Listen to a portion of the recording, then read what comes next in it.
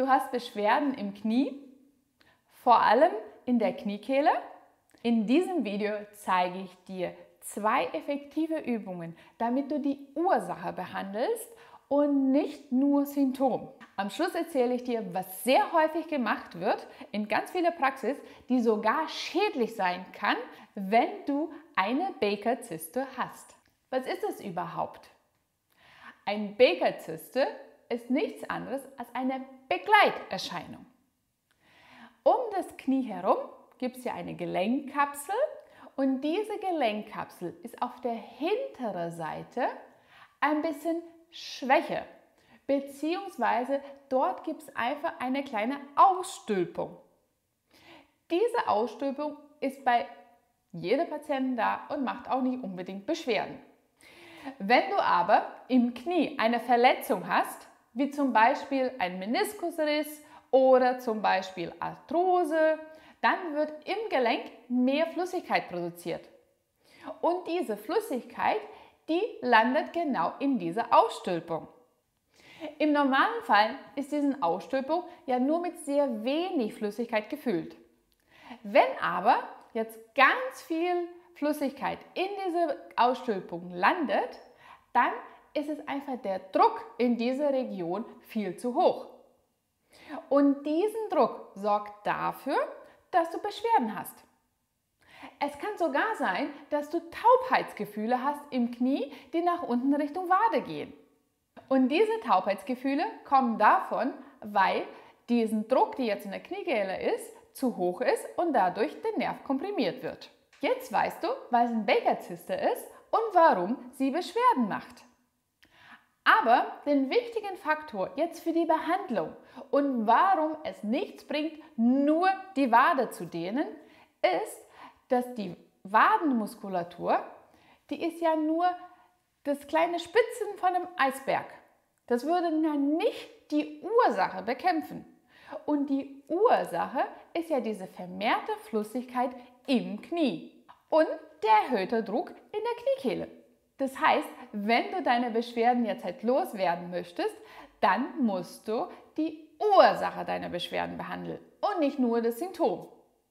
Und die Ursache behandelst du, indem du deine gesamte Beinachse, die gesamte Oberschenkelmuskulatur stärkst, damit die Belastung im Knie selber weniger wird. Und durch weniger Belastung im Gelenk kann diese Flüssigkeit wieder absorbiert werden, diese Baker-Zyste bildet sich wieder zurück und dann bist du wieder beschwerdenfrei.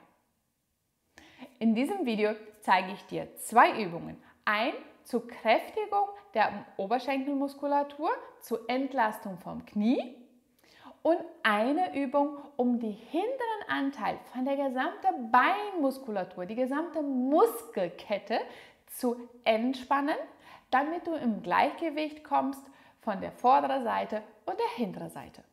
Für diese Übung werden wir jetzt auf den Boden legen und am besten machst du das vor einem Türrahmen, weil dadurch hast du einen Fixpunkt und verhinderst somit, dass du Kompensationen hast, die die Effektivität von dieser Übung verringern würden. Du solltest dich als erstes auf den Boden hinlegen, mit dem Becken so nah wie möglich von der Türrahmen. Das Bein, wo du keine Beschwerden hast, das wirst du jetzt halt nach unten ablegen.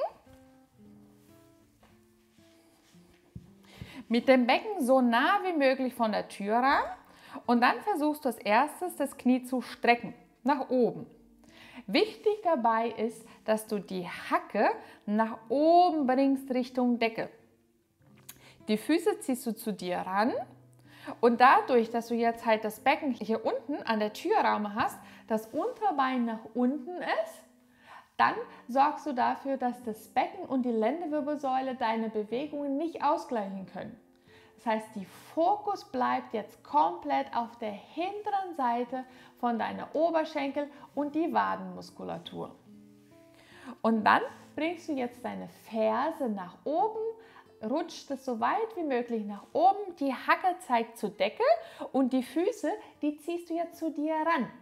Dadurch wirst du jetzt erstmal an der Wadenmuskulatur eine Dehnung spüren, aber auch in der Kniekehle. Und die Baker-Zyste, die liegt ja genau zwischen die Wadenmuskulatur auf der inneren Seite und die Oberschenkel hintere Muskulatur.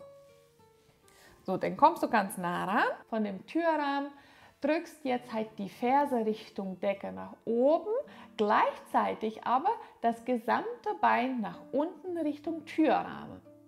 Hältst diese Position für ungefähr 5 Sekunden, lässt es dann langsam wieder locker und bringst das Knie zu dir ran.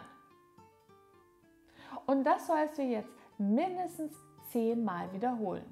Das heißt, du streckst das Knie nach oben, deine Gesäßmuskulatur oder halt dein Becken ist jetzt komplett auf dem Boden, das andere Bein ist komplett gestreckt, Ferse zur Decke, nach oben hin, Füße ziehst du zu dir ran und dann gleichzeitig einen Druck nach unten Richtung Türrahmen ausüben. Spannung 5 Sekunden halten und dann langsam wieder locker lassen. Und das ist unsere erste Übung. Dadurch kriegst du jetzt eine Entspannung von der hinteren Seite von der Muskulatur und gleichzeitig verbesserst du die Beweglichkeit von deinem Knie. Jetzt haben wir schon die hintere Muskulatur bearbeitet und jetzt geht es darum, dass wir die vordere Muskulatur von deinen Oberschenkel und Unterschenkel stärken, damit das Knie wieder entlastet wird. Und dafür brauchst du jetzt einen Ball oder du kannst die Übung genauso auch mit einem kleinen Kissen machen. Und du wirst diesen Ball oder das kleine Kissen erstmal zwischen deine Oberschenkel bringen. Wichtig dabei ist es ist die Oberschenkel und nicht das Knie selber, aber auch nicht die Unterschenkel. Deine Füße sollen jetzt ganz gerade auf dem Boden sein und die zeigen nach vorne. Nicht nach außen abdrehen, sondern geradeaus nach vorne. Versuche mal ganz bewusst dein Körpergewicht genau auf den kompletten Fuß zu verteilen und nicht nur hinten auf die Ferse stehen. So, jetzt überkreuze die Arme auf deinen vorderen Brustkorbbereich und gehst jetzt in eine tiefe Hocke runter. Versuch mal so weit wie du kannst runterzukommen. Vergesse nicht, hier den Ball oder den Kissen zusammenzudrücken und geh dann wieder gerade nach oben. Wichtig dabei, wenn du runterkommst und wenn du jetzt nach unten schaust, sollten deine Knie in einer Linie sein mit deinem Fuß, mit der Hüfte und dann gerade wieder hochkommen. Achte darauf, dass die Bewegung hauptsächlich an dem Becken passiert, in der Hüfte und nicht an den Rumpf. Was heißt das denn? Wenn du jetzt runterkommst, mal hier. Wenn du jetzt halt runterkommst, solltest du eine Bewegung ausführen, dass das Becken nach hinten geht und nicht, dass der Rumpf vorwärts kommt. Und dann langsam wieder hoch. Popo nach hinten, Gesäßmuskulatur bewusst anspannen beim Hochkommen, Oberkörper bleibt gerade, Knie wieder durchstrecken. Und auch diese Übung solltest du mindestens 10 bis 12 Mal wiederholen.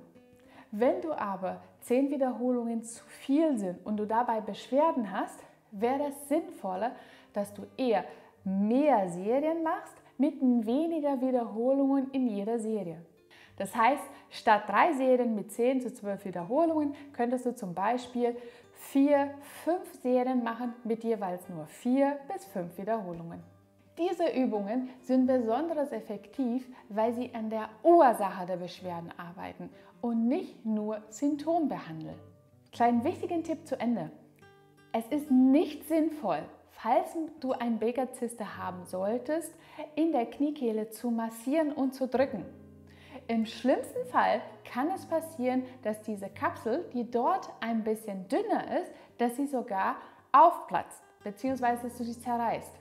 Und dadurch würde ja diese Flüssigkeit komplett austreten und für ein viel größeres Problem sorgen.